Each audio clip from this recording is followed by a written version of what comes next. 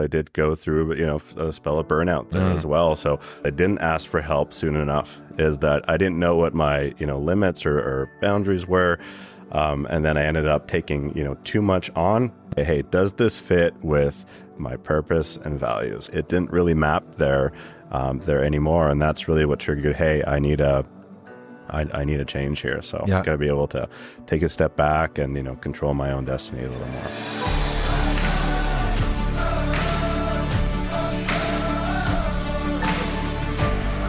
Hey, and welcome to the Living Richly podcast. It's so great to have you here with us again today. We've got a great guest with us. Jesse White is a young entrepreneur who has absolutely gone through more ups and downs and journeys than maybe some of the most senior entrepreneurs that we've had on the show. And it's so great to have you with us here today. So welcome, Jesse. Good to have you with us on the show today. Thanks for having me here today. We're going to dive right in. Yeah. Let's just dive right in today and talk about the notion of, we often hear success, kind of the idea that it's journey to success is this straight line. Not for you, right? It's been this kind of ebbs and flows and all these ups and downs. And maybe talk about right out of the gate, what was one of those big aha moments for you? Right. So I think one thing that really helped, shape my career and my path was my first tech job, funny enough. That really helped, set everything kind of in line for me. And whenever that, to give some context from where I was there at the time, I had just moved to Montreal. I had dropped out of university here in Ottawa. I just moved there looking for a change. I was, early 20s. I was broke. I'd started off, trying to sell credit cards at the bank. That wasn't for me. And then, I went, looking for another job. So funny enough, I found this one on Craigslist. They had an ad up looking for a tech support engineer. And there was a little note in the Craigslist ad as well that said, if you know how to get all three flutes in Super Mario 3, then we want to talk to you.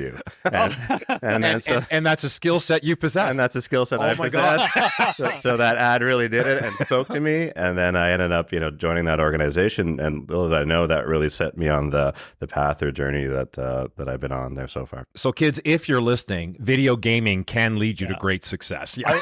I thought you were going to explain to the kids what Craigslist is. And Super Mario. Although the kids that's still a pretty current thing. Yeah, Super Mario, I think they've got that one. So we're going to get into kind of how we met and you really were leading a significant organization and how you stepped away from that. We're going to get into all of that kind of stuff, but maybe let's go way back to the beginning and some of those figures in your childhood that shaped you, kind of created the entrepreneur that we see in front of us today. Right. So, of course, family members had a great impact, particularly grandfather around work ethic there. But maybe I'll share one that's a bit less common and, more unheard of. Really had this figure in my life early on. It was my friend's father. So I think he was worked as a database administrator or programmer. And what would happen is, give some probably about 8, 9, 10 or so at the time. We'd go over to their place. They had a bunch of computers and old parts there in the basement. And what he'd do is, give us these little challenges to do. And if we were to complete them, he'd give us a couple dollars. And we'd love that because then we'd take the money, take our bikes to the corner store and buy candy and just hang out for the afternoon. So he'd give us these little bits, and then they gradually got more and more complicated over time and, longer, et cetera. But that really, what I didn't realize at the time is that we were learning. So I was really learning all the ins and outs, and they had all the parts and the equipment there. And, we were excited to do it because we'd get money and we'd be able to go buy candy. Right. But that really helped instill those skills and, put that bug in me to learn about, IT and computers there early on. So my friend's father, Patrick there, he had a great impact on my life and, who I became. I lost, touch with them. Unfortunately, things shifted and we drifted apart. Yeah. But nonetheless, he still remains a significant figure that helped, shape. I love that. It's amazing. I was going to say, and what he doesn't know is that what Patrick would do is take whatever job he had and then bring it to work, and he'd get, he'd get a $10,000 bonus. Right. They'd be like, "Wow, you figured that out. Here, do this one." And right. And he paid pennies on the dollar, right? Right. And we had no idea. No, we're not going to destroy Patrick's reputation. No, absolutely. A lot of what we talk about on the the show, of course, is living according to your values, like showing up as your authentic self. And part of that is often going into our past and figuring out what are the things that have been important to me over time. And you talk about even a significant influence that led you to the industry or the world that you would end up playing in as an adult. What are some of the significant values lessons from early on that are still guiding you today in your life and in your business? Right. So one of my core values is curiosity. So being curious, always being curious. And it's one of mine as well. It's one of mine as well. So mine are the 3 C's. We can go into them a bit later, but just focusing on curiosity. I have 4 C's. Oh, really? Yeah. Well, I look forward to that. We're going to compare notes today. Yeah. So, early on in my childhood, we moved around a lot as a kid. So every year or two, we were moving all around Ottawa here. But nonetheless, as a kid, just moving neighborhoods, regions, you still have to go to new school, meet new people, et cetera, right? Kind of reestablish yourself. So that happened to me fairly frequently as a kid. I think by the age of 13, I'd moved like 13 times or something like that. So it was pretty, pretty significant. But so that meant I almost had to make new friends, reintroduce myself, learn new environments, etc. So I think that really helped, kind of shape that curiosity in me and, being able to go and, meet new people and discover new environments and so forth. And I think that, though I know, again, had a big impact on who I'd become and maybe more comfortable in doing that and approaching people and, having those initial conversations there as well. Yeah. So I think, the fact that I moved around a lot, that I think somehow it was difficult at the time, but overall I think had a maybe, positive impact later and, again, shaping, who I am and that curiosity. You and I have that in common. I think I figured it out one time that I had moved by the time I was 17. I think I had moved like 16 times. I'd gone to like 8 different schools. Like people reflect back. A year. I don't know what you skipped 1 year. There was 1 year where we stayed. You stayed put or something like that. But there were times where we moved more than once in a year, and I almost half the schools in Ottawa I feel like I've gone to at some point in my childhood. And so you do certainly there's some pros and cons to that, right? I mean the ability to connect and engage with people, or I hear people that talk about their childhood friends, and for me I was constantly moving. You never experienced any of that. There was an upheaval to it. Yeah, but the ability to look even at things in our past, right? Whether it's like moving, like you described, moving 13 times by the age of 13, and that can be tough when you're that age because your friends are everything and you're constantly reorient. But the ability to look back later on and see the good that came out of it, to process, if there's the need to process some of the shit that sometimes accumulates in our hearts right over time, but the ability to look back and say, but this helped me. It created this curiosity in me that has guided me in my business and in my life, and part of it came out of something less desirable and more difficult, right? Yeah, for sure. And I was lucky enough, again, like I said, by the age of 13, after that, things kind of, stabilized, and then I was able to go to the same high school. And I think a lot of my, friends now are still there from high school. So luckily I had, stability at least there in high school, which was, I think, critical point where I was able to form some of those long-lasting friendships. Yeah, that's amazing. You mentioned curiosity as being one of your core values, and when you and I met, you reached out. You recognized you were working as a VP. You were part of a large organization that had just kind of been taken over. Had it been taken over when we first met? So it was a small organization that had just got acquired, and we're in this phase of kind of rapid growth there. And it was not long after that I reached out. And you reached out with a desire to you wanted to grow. You want to become a better leader. That desire, has that always been there for you? This you talk about curiosity. Has always been this. I want to grow. I want to understand. I want to learn. Has that been just kind of innate in you? And where'd that come from? Yeah, I think that that has been innate. It may have helped the people that surrounded me early on help create that there as well. And then when we met initially, I realized that, hey, things are changing here. I really need to level up, right? And I need to learn more, and maybe some of the softer skills there as well, not just on the technical side. Running a larger organization, there's a lot more to it, a lot more people, a lot of different characters, a lot more expectations to manage. And I realized that I needed help. I need to spend time on improving myself to be a better leader there. Yeah. Yeah. He cringed the first time I said to him, people have feelings. I was like, what? What? The people who work for me have feelings? You're kidding, right? Like, this can't be a thing. This can't be a thing. Yeah. No, it wasn't quite that. Maybe. Maybe not too far from the truth. But I will say this, like when we met, and I've said this to you, this is no surprise. I've said this to you a number of times. And again, we coach a lot of different people at Rhapsody. We have a lot of different types of styles of people that we coach. There are very few, if any, that I have ever worked with who had that desire to learn and grow. I would mention a book, you had it ordered probably before the call was done, kind of thing. Like it was always consuming, always learning, always growing. So you're in an organization that has been acquired, that is suddenly the whole kind of culture and DNA of it is shifting. Mm-hmm. And here you are, this really rising star, growing and learning and developing. And all of a sudden, the peg's it's not fitting, right? You're not fitting, what is it, the round, square peg in a round hole? That thing. Fuck. Wow.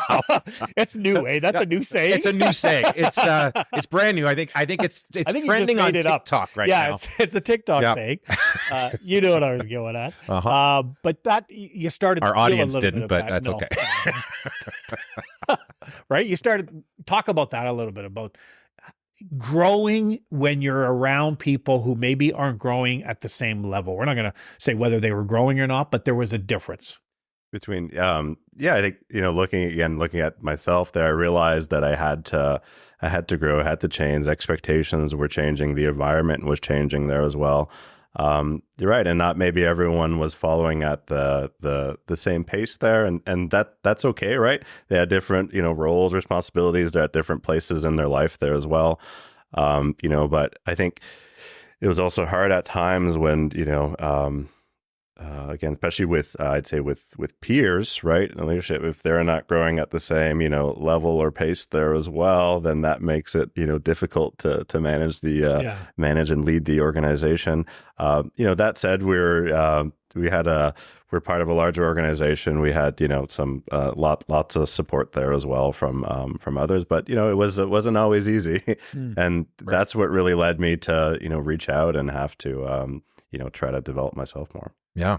Yeah. And it's amazing how, again, our context, so many of the leaders I talk to and work with will talk about what got them here won't get them there. In other words, their skill set, their experience, their knowledge gets them to a certain level. But then to like they're going to another level.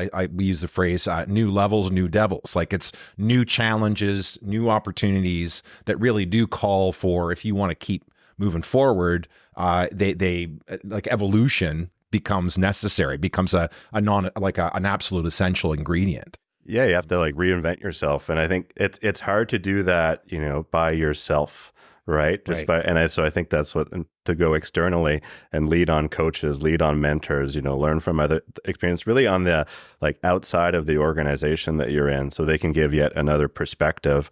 And if you're ready to listen to their feedback and really take that in, and I think that can really help you propulse there. Every entrepreneur we've had on the show has talked about growing in their business knowledge and their business understanding, but also in that personal development, really starting to get, really what the Living Richly message is about living your best life, really getting true to who you are. And we did a lot of that work. You talk about your values, right? We helped kind of define what those were and maybe share what those are, but we defined what those were. We started to define your own, develop your own personal mission statement and some of those things, right? Talk about how that played out, just growing and learning this stuff, but also you're hiring like at a crazy rate at one point, trying to manage and balance those two things. Right. So I think there is, on one point, trying to learn and discover one's self, right? And really what's important to you and, who you are and so forth. There's that's happening, and there's ever more, let's say like, pressure on that there as well. And, having to speak in front of, now not, tens of people, but maybe hundreds of people. Wow. And then Sorry, what was the second part? Well, of then you've got all the growth happening in right. business. So how are you doing your own personal, who you are, but also now managing, like I say, we 8 to 8. I'm trying to remember what the numbers were. Help me out with what the growth So that you at had. its largest, Your team. My team had under me with, like the managers and manager, we had about 50, 55 people there across, Canada, the US, and Europe as well. Yeah. Wow. Within a short time period, you brought them on. Right. So prior to that, I had about like 5 or so. Right. So, so 10X factor. Yeah. 10X factor in a year and a half. And then, everything really changes. I found like you're really a lot more, disconnected from the work right there. So it's harder. You have to find different ways to lead. That was, a difficult transition there for me as well, being less, hands-on and, finding other ways. And then, having to also work to empower people as well and, give these teams enough, information and context and empower so that they can go off and do their own thing without having to come back, all the time there as well. And how to structure all this and organize it in different projects. Quite the, it was quite the challenge as well there. Again, and then being the first time going through that, you're going to make mistakes and there's a lot of learning to do. So that's why, pull in as much information as you can and make the best decisions, and then also work to really communicate what your plans are and thoughts are to let others weigh in as much as possible. Yeah, absolutely. Getting the support you need and the guidance you need and having all those things in place is so critical, right? I think a lot of folks don't. They struggle to take leaps like that, and they play it safe for fear of making a mistake, for fear of not getting it right, and so they stay comfortable. But it sounds like you've throughout your career have welcomed those seasons and even have sought them out to keep growing, to keep evolving, and to keep and reach. We talk about how we're doing a series on some of the archetypes or the mindsets that really hold men back, and one of them is we don't ask for directions, right? We don't typically ask for help, but reaching out for help is actually a great sign of courage and strength, right? And you've done that regularly throughout your life. Yeah, I guess not always though. There's been ups and downs there as well, and I did go part of that growth. I did go through a spell of burnout there as well. So what had happened was I didn't I made that mistake is I didn't ask for help soon enough. Is that I didn't know what my limits or boundaries were, and then I ended up taking too much on. And again, not asking for help, and that ultimately led me to a burnout and have to really take a step back and reevaluate things. And it was actually not long after that I reached out to Rob, realizing I gotta change something here. But there when and on the burnout, like my wife was telling me about it for I think a year before. She's like, hey, watch out, things are changing here. And I wasn't listening. Right. I wasn't listening. So I wasn't listening. She was telling me the whole time. And it wasn't until one day where I was driving back home from the office, there down March Road. And I just started crying uncontrollably. Right. Wow. And I couldn't, and I was like, something's wrong here. Yeah. Wait a second. Yeah. And I was like, it's not that bad. Right. And there wasn't anything specific that day or any event. It was just an accumulation of things. And then, crying's okay, right? But it's just I couldn't tie it to anything specifically, and it was just that big accumulation, that snowball that was just kind of taking over. So I realized I had to take a step back and reinvent myself a little to be able to keep growing. Yeah, I mean, burnout is something that I'm all too familiar with. I've experienced it in my life a number of times. I say to folks, and you correct me every time, but I still think on certain things I'm a bit of a slow learner. It took me my third burnout before I really took active steps to reinvent my life, to not find myself there again. And I know what that was like for me. How did that show up for you? I mean, you talk about the moment where you've got your wife's been telling you for a year you're probably burnt out or you're on the edge of it, and then you find yourself driving and boof, this moment happens. A lot of leaders are dealing with burnout. I don't know how many times you get asked this, but whenever a leader asks me the question, when do you know you're burnt out? I'm like, you probably are. You're asking the question, right? But what did that season look like for you? And what were some of the strategies that you used, steps you took to get healthy again? Right. Another, moment around there when I realized is I was like, let's do a survey online and see one of those like, am I burnt out? Oh no. And then I went, and then sure enough, I ended the survey. It was like, yep. Oh shit. Yep. Screen Yep. turned red, Alarms, yeah. Your phone rang. The Cop doctor showed up at the front door. Yeah. So that was another sign. But then I was like, it's just this online survey. How accurate can it be? Wow. Right. So then I guess, recovering from that, I realized, okay, I got to take a step back here, really, reevaluate things. So I went to Foster at the time and say, look, I need to take a break here. I'm going to need to take a few weeks off and really step back and disconnect. I know this is, there's never a perfect time, right? No. There's never a perfect time. But I said, I need, I'll probably need at least, a few weeks, maybe a month to really disconnect and pull back. And that's, luckily I had the support there, and, other people stepped up while I was out and really took that time to really disconnect and just not think about work there at all. Right. And I think that was like key, just to clear my mind, get back to the basics, right? Start, exercising again, be like, take care of oneself. And then, I think that helped, but mostly, as a body, just it was mostly disconnecting and just freeing the mind from, worrying about that from the well. day. And then of course you said when you came back to work, it wasn't long after that you reached out for some support. Yep. And I think I know that's the mistake I made in previous seasons where I experienced it, is I would take the time off and I would disconnect, but then I would re-enter the same context, do the same thing I was doing before. There was no change to. I always said, I said this early on in some of the earlier episodes, I would always do just enough work to get healthy enough to step back into the arena, but not enough work to change the game in the arena. And it wasn't until I did that things really shifted for me. But it sounds like you took some time to rest and recoup, but you fundamentally then re-entered the arena and said, okay, some shit's got to change here. For sure. Yeah. It wasn't sustainable on the path I was on. So then I looked to, elevate others around me, kind of change the way I work there as well, and then look for help externally. Yeah. Right. And, try to reinvent myself a little there as well. Yeah. And so then that's what we really early on, we started to do that. Once we made the shift from, as we started to get to know each other, realizing that our focus was going to be more on you than even on the company, that your role, your influence was definitely there. I mean, listen, spoiler alert, you really, as you became more clear on who you were, your sphere of influence in the company went right to the grand poobah, right? The big cheese. Is that what they're called? Yeah. The guy that owned all of the organization. Oh, he was the grand poobah. You were in direct conversations and meeting with him every week, and you that's where you were at the time when everything changes.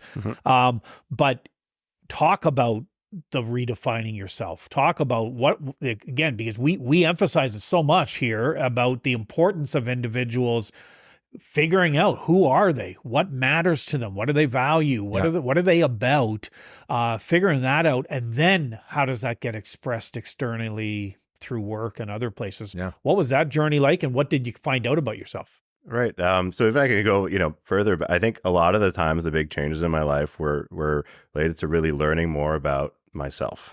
Right. And that can go even like a bit further back than, at the job there and being a leader. That even went back to, university. I mentioned back when I was, got my first tech job there in Montreal, and then I had started going to, new school as well, but I wasn't taking it seriously. Right. Again, early 20s, I had other priorities.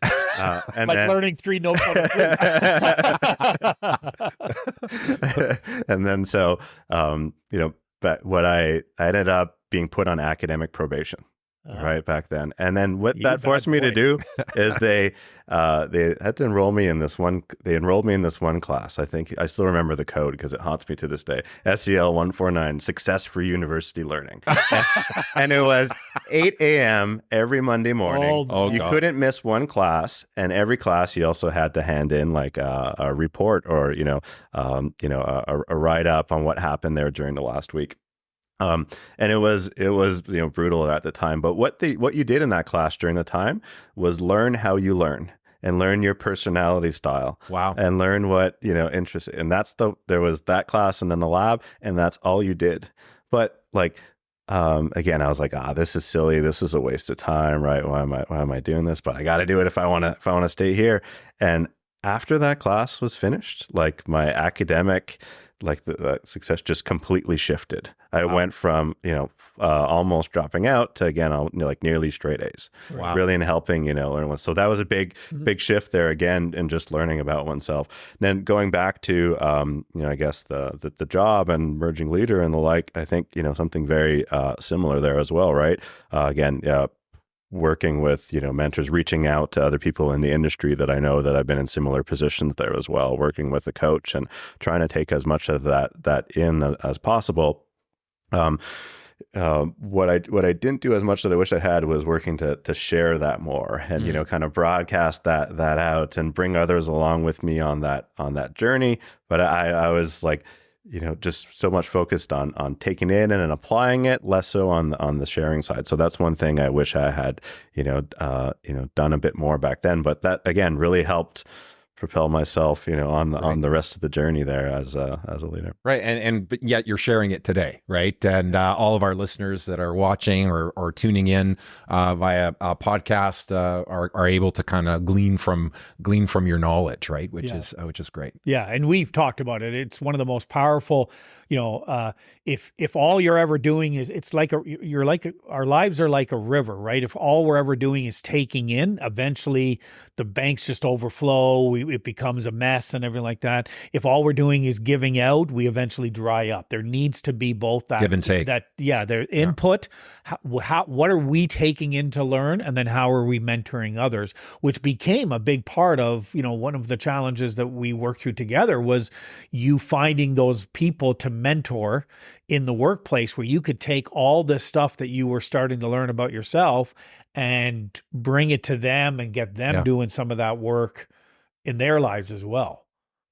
What was that like? What was it like to kind of go to some of these, because you're talking engineers and tech people and you're going to them saying, hey, let's talk feelings.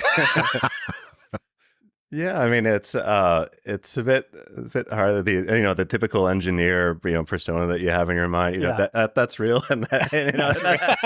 That's a thing that is out there. Yeah.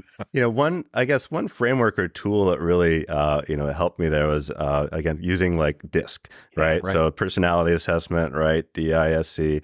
And then, knowing where you sit. And then I try to use that tool whenever approaching others as well. So either they had formally done the assessment in some cases or not, but I could sort of, kind of guess where they'd sit, in that circle as well. And then what I do is, kind of cater my communication style there to those individuals based on, their personalities. Again, generalizations, but it worked. And feedback, folks were a lot more, receptive and taking it, being able to open up if you just kind of catered the messaging or what in different ways. And so I think that's one thing that really helped was, not always having the same, not always having the same style or approach, but really catering that to the individual or audience that you're speaking to. And that was a big help.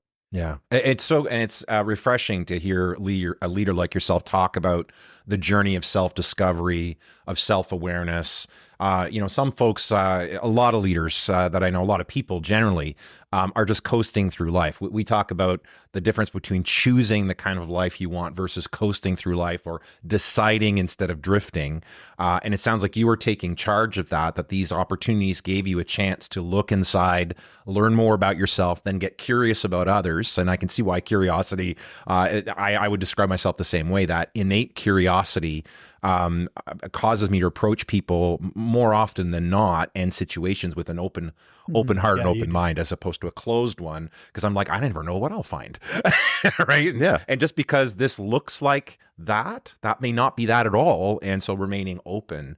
So talk to me about the power of curiosity, because I'm curious. Well played. Did you like that? That was good. So I guess there's the technical curiosity and me as a hacker, really always wanting to tinker with things and, discover, how they work and, what makes them tick. And I'm not giving you my bank card. He just said hacker. Yeah. And so forth. I know, scary word, right? And yet, But I mean, a tinkerer, right? Yeah. Really looking to discover that's not a better word. That's We'll come up with something. But then there's the I think mostly the people side of it as well, right? So really like looking to be so curious about individuals and getting them to tell their story and share what drives them. And I think the more you're able to learn about that, the more you can be a better coworker, leader there as well. But people have these barriers up, and not everyone is ready to have those conversations there early on either. So that brings up trust, right? So you really have to, build up trust with those around you before you're able to have those deeper conversations. And based on the individual, that may be almost instant after having a beer, or right. It could take weeks or months, right? So, I think it really was really varied based on the individuals there, of course. But I can remember some engineers were afraid to talk to me, right? So I had again been an engineer there myself, working with a small team. We're all in this together, right? Let's go. It didn't matter your title, what you're responsible. Everyone was. But then as you grew in this larger organization, you became, further away from people, right? And then like, oh, there's the CTO. Why is he talking to me? Right. That's scary. One of my coworkers codenamed me as like Negan from the market. And he'd say that's how people like, saw me in the office, coming up to them. But really, I was just looking to, I was like, hey, what are you doing? What are you working on? Right? And they're just like, does he have a bat? Is Lucy with him? Right. That's a Walking Dead.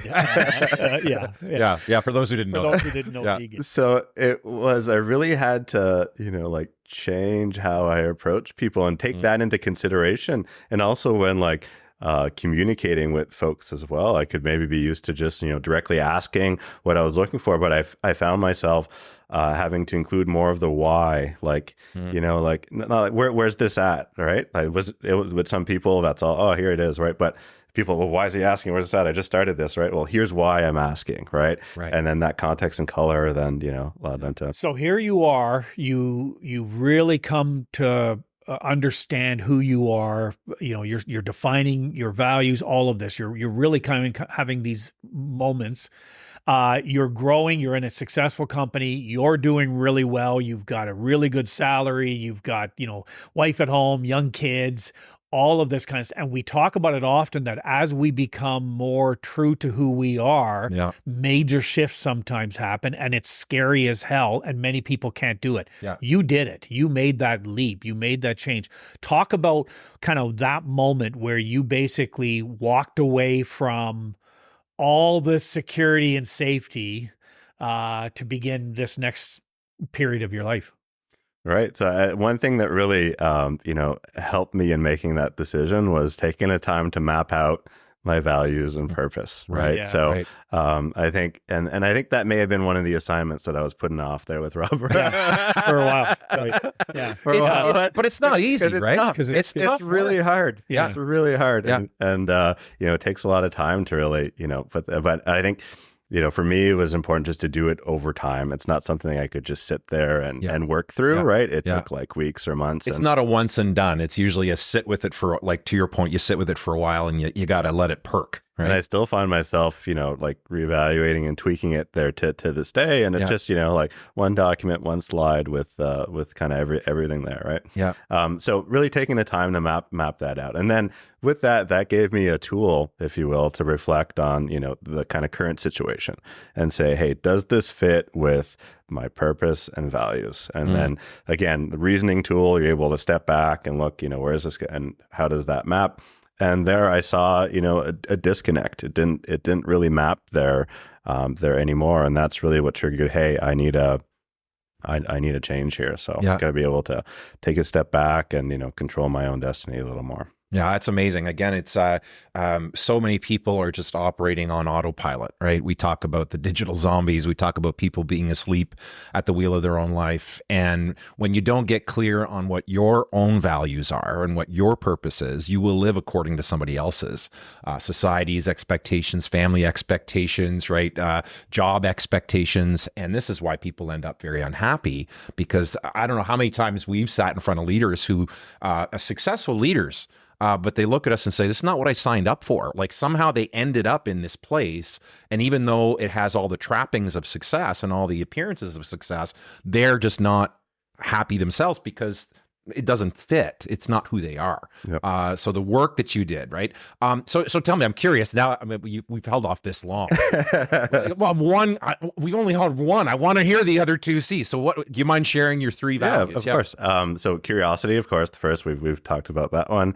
The second would be candor, right? So I really find it being, important to be, open, direct, honest, and, people are, able to receive that as well if they feel that you have their best interest at heart there as well, right? It makes it a lot easier to receive. I think Radical Candor is a whole book about that, right? Can relate to that. Great book. Very much. So curiosity, candor, and then the last one would be clarity, right? So there rolls in, communication, really being able to clear and concise, that way everyone can, hop along and then join the journey there together. So, curiosity, amazing. Candor, clarity. Yeah, I love that. And is there a recent, perhaps either a decision you made in your personal life or a major decision you made in the business where these values were like your compass in a significant way?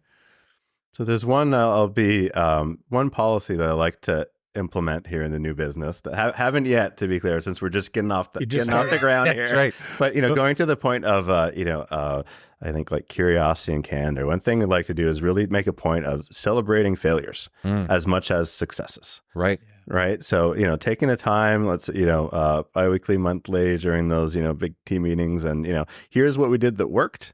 Here's what we did that didn't. But here's what we learned from it. Right. And I think that being able to talk about what didn't work makes everyone a bit more comfortable with, like trying new things and going out there, is not afraid as well and try to sweep that on the rug and say everything's fine here. Right. Because the worst thing you want as again, senior leader in the org, everything, all this stuff's happening and everything's not going well, right? But if you walk into a room and then everyone says, hey, everything's fine, we got this under control, that's total bullshit. Right? Someone's lying. Yeah. Right? So I really want to be able to work on creating that, that culture and being able to celebrate failures as much as successes and embracing that in the company's DNA. Yeah, I love that. I'm super curious about, so you do this work of clarifying your values, getting clear on your sense of purpose.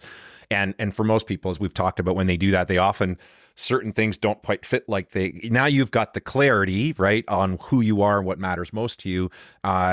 You start to go through this process of this isn't quite working for me anymore, but you go on and launch your own business. And that had to come with some feelings and some ups and downs and some fear. Talk to us about that, aligning your life to your values where it really matters and making a pretty significant leap to do so. Yeah, I mean, I'll be honest, it was scary as hell. Right. Right. So you're going from, something, fairly comfortable that's known to something that's completely, unknown. So there, when I step back from, the prior venture there, I didn't have anything lined up there yet. I just knew I wanted to change, but I wasn't too sure there what. So I ended up, taking the time off, enjoying my my summer a little bit. We had our third child that was on the way there as well. So I, had the chance to help be there with my wife and, be around there those first few months as well. So that was awesome.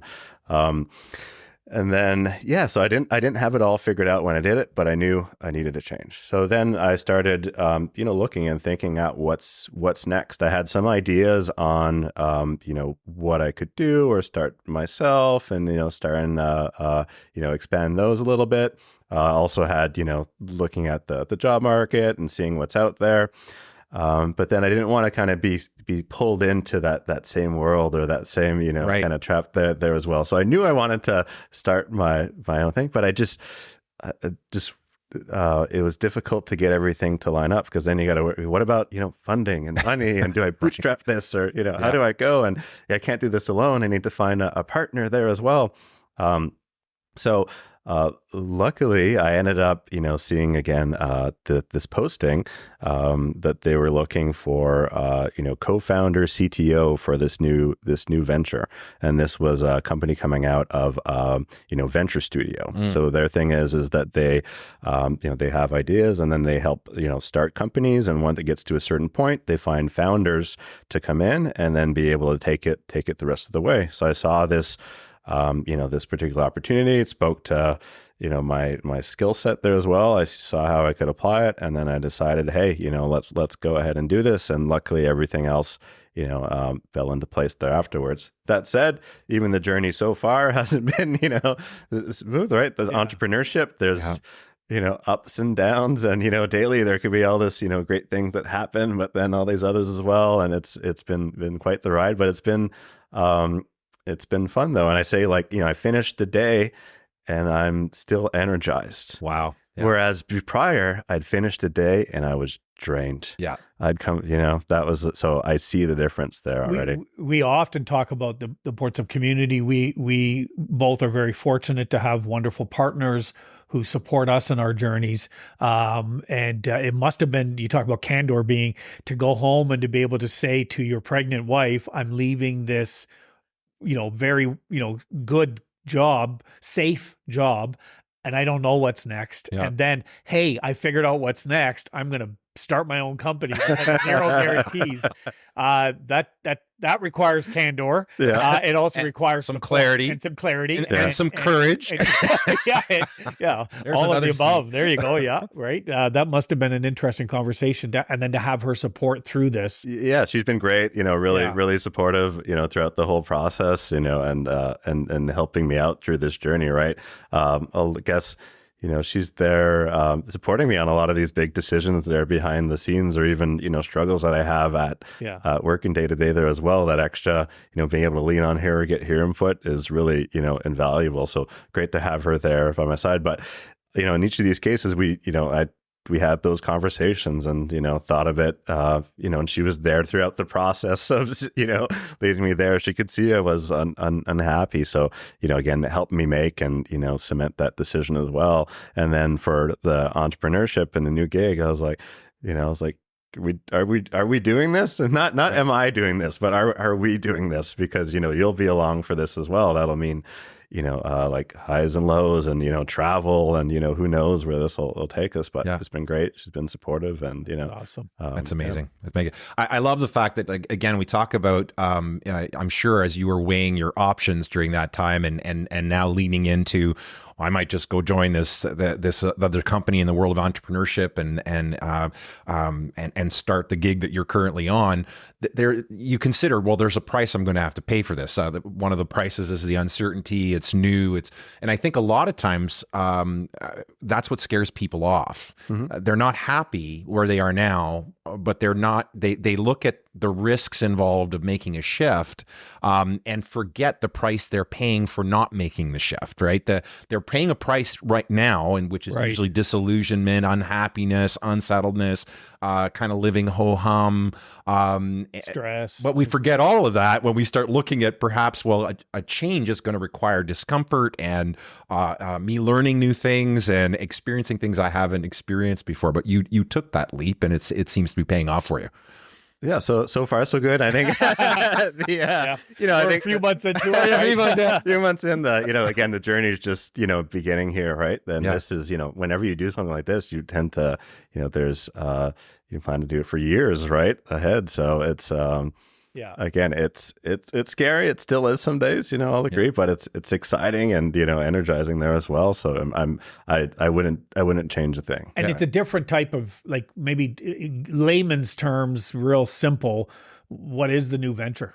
Yeah. So new venture is called Rely On, and there we help connect the dots to keep EV chargers charging.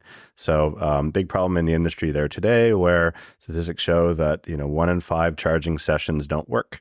So imagine that you're driving your new EV around, it's running low on battery, you need to go fuel up, you show up, and then it doesn't. You plug in and it doesn't work. Right. And then that's not good. Right. Yeah. So then you have to find the next station. Maybe there's one there at the site as well, or maybe it's somewhere else, but now your battery's getting lower and lower. Right. So, they don't work for a variety of reasons, right? Like, the connectors, the software, the services there behind them, et cetera. So, and there's going to be a lot more of them, deployed in the world as EV adoption grows, right? So big problem is tackling not only how do we deploy them, but how do we maintain and make sure they keep up and running and that people have a good experience with them after the fact. So that's what Rely On is going to be focusing on. And I love it. It's such a creative, different. When you first shared it with me, my first thought was I would never have thought that was a problem. Yeah. And yet it makes sense. And I think the way you put it to me was, imagine if every 4th or 5th gas station wasn't working. And with the amount of cars that rely on gasoline, right? The lineups and that. And it was interesting because I think soon after we had the conversation, I shared an article was in one of our local papers here, or local news, about here in Ottawa, how many of these stations are not working at any given time. And I was like, wow, look, they're actually telling the story that you're talking about here in the news. So yeah, exactly. Yeah, it's a big problem, and that's why we're looking to tackle that. We're kind of wrapping up, but I am curious because what are you learning now about yourself now in this new? You've done those initial work. I know you said you continue to tweak them. What are you learning about yourself now as you're now an entrepreneur? So now I'm realizing more like that to do the things, having to do the things that I don't like as much. So like, there again, as a, less, smaller organization, an entrepreneur, like there's less people to lean on, right? Or to work with you. So you end up having to wear all these hats, do all these things. And then there's certain things that I do that, give me energy, and others that, pull my energy, away. So those are coming to light a lot more. And then I'm having to find, but that said, still happy to do them and work through them. It's not because they take more energy that I'm not going to do them, but I'm having to find like new techniques or ways to, kind of get through that there as well, treat them bit by bit and, stay organized there as well. So that's, I'd say that's one thing that I'm like continuously learning about myself as well as what those are, and then how to deal with them and tackle them as well. I think that's great. Again, it just speaks to your growing self-awareness or ongoing self-awareness. You haven't cracked the code on all that stuff yet, but you're present to it. You're paying attention. You know what draws your energy. You know what gives you energy, and how do I sort this out? And we it's even part of our the model, the quadrant model that emerged out of Living Richly, emerged out of my journey, is get clear on what makes you happy, what fills your cup, what doesn't, and figure out a way. You're never going to be able to stop doing all this stuff over here necessarily, but can you turn the volume up on what you like to do that gives you energy, and even if you can do a little bit of this, right? Turn the volume up on one, down on the other. Well, you're going to experience more happiness and more fulfillment and more joy in your life. This has been such a great conversation, Jesse, about values-based living. Again, I just commend you for doing the work. And again, it's not just about discovering your values, it's figuring out then how do I live into them more intentionally. But I've got one last question for you. If there was a huge billboard that millions of people could read every day, what message would you want them to see on that billboard? I'll preface this with, I learned this from Rob, but it's true. I'd put, feedback is the breakfast of champions. Ken Blanchard is the one I would put. Yeah. And I think being able to receive feedback is so important, whether it be, positive, negative, and being able to take that in, I think is so key to, like, again, learning, right? And seeing how others see. And so that's what I would put out there. If everyone would just, like be able to give more feedback, or be able to, take in feedback, positive, negative, and, again, take it for what it is, but just use that as another way to learn and, be stronger, be better. Yeah. Awesome. I say it, and you're right. It's one of my favorite quotes. I've said it to you. I say it to a lot of the people that I've worked with. You and I had a conversation just literally in the last week or so, where you were providing some feedback to me around something, and you made the comment about how much you appreciate. Because I said, thanks so much for the feedback. I really appreciate it. And you were like, oh, thanks so much for just being open to receiving it. And the way I phrase that now is, well, I'm a champion.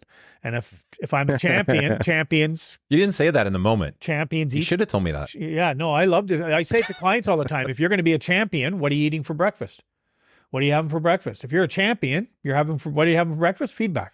So, and it's a constant, is this notion of champions eat feedback for breakfast. So what's the feedback that you're delivering to yourself each and every day? So this has been great. I really do appreciate it. Maybe just quickly, how can people, if they want to connect with you, they want to reach out to you, what's the easiest way to do that? So LinkedIn's the easiest way. Yeah, up on there, and be able to connect and reach out to me there, Jesse White, and follow us at Rely On as well, and see what we're up to. Yeah, awesome. We'll put all that in the show notes. All those links in the show notes as well. So I want to thank you so much for taking the time to be a part of the episode today, to listening in. Want to encourage you to maybe there's somebody that's in a job and they're frustrated and they're maybe this is a great episode to share as they lean in on their values, how that might open the doors to something completely different for them. So want to encourage you to share that with others, and we certainly always value your comment. Check out our website. At the website, livingrichley.me.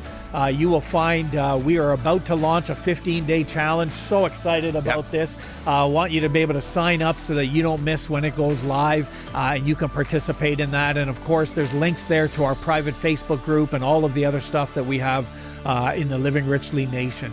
Thank you again for being a part of the episode, and we'll see you again next week.